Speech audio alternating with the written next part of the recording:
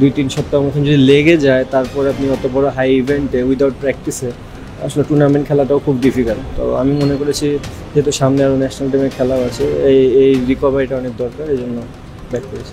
বেশ ঘটা করে পিএসএল খেলতে গিয়েছিলেন লিটন দাস, পেয়েছিলেন পুরো আসরের এনএসিও, ছুটি নিয়েছিলেন জাতীয় দল থেকে। তবে এত কিছুর পরও কোনো ম্যাচ খেলা হলো না পিএসএল এ। ইনজুরির কারণে দলের টুর্নামেন্ট শুরুর আগেই লিটন ধরেন দেশের পথ।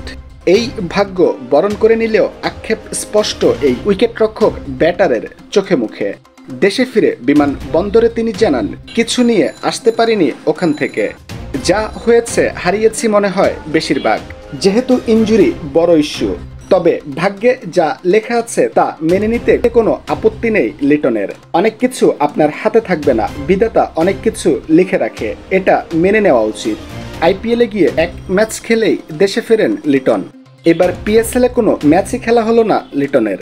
লিটন স্বভাবতই নিজেকে দুর্ভাগা ভাবছেন। যখন গিয়েছিলাম ভেবেছিলাম পুরো টুর্নামেন্টটাই খেলবো, বিসিবিকে ধন্যবাদ, আমাকে পুরো আসর খেলার সুযোগ দিয়েছিল।